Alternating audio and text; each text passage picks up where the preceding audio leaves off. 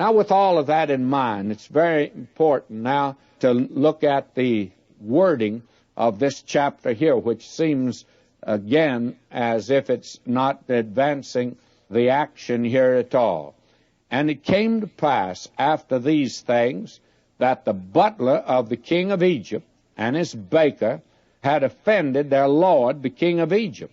And Pharaoh was wroth against two of his officers, against the chief of the butlers and against the chief of the bakers, and he put them in ward in the house of the captain of the guard under the prison, the place where Joseph was bound. And friends, that wasn't any accident, you see. But what does this reveal?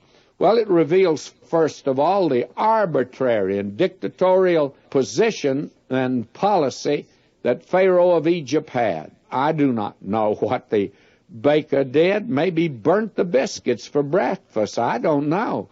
But for some little whim on the part of Pharaoh, he puts him in prison. Now, what did the butler do? Well, it may be that he was bringing up a glass of wine to hand to Pharaoh, and he stumped his toe and spilled it on the Persian rug that was there.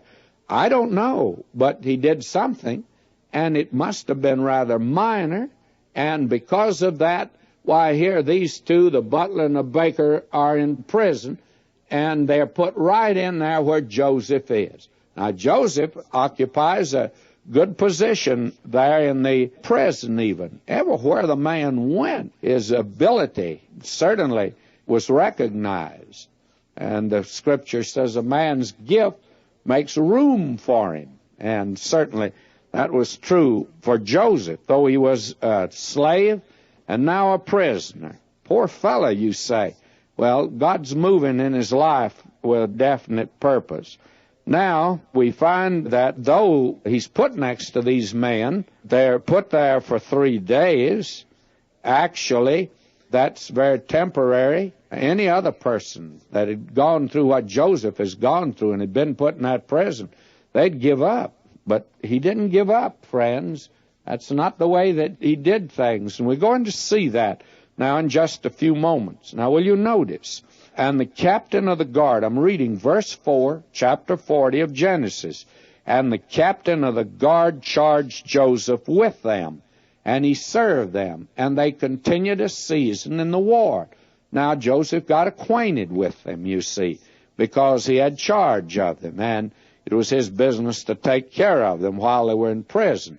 Now verse 5, and they dreamed a dream, both of them, each man his dream in one night, each man according to the interpretation of his dream, the butler and the baker of the king of Egypt, which were bound in the prison. And Joseph came in unto them in the morning, looked upon them, and behold, they were sad.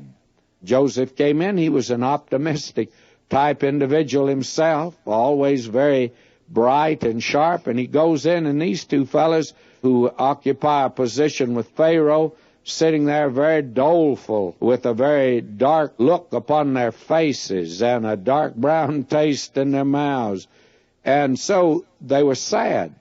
And he asked Pharaoh's officers that were with him in the ward of his lord's house, saying, Wherefore look ye so sadly today? And they said unto him, We've dreamed a dream, and there is no interpreter of it. And Joseph said unto them, Do not interpretations belong to God? Tell me them, I pray you.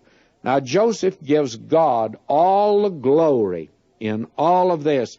And later on, we'll find another young Hebrew in a foreign court who will do the same thing, give God the glory. And I wish today that I could get over to Christians the thought that anything that you do for the Lord, make sure that God gets the glory for it. One of the reasons that many of us are not blessed as much as the Lord would like to bless us is because when we do receive some wonderful thing, we take it for granted, and we do not give God the glory for it. And we ought to do that.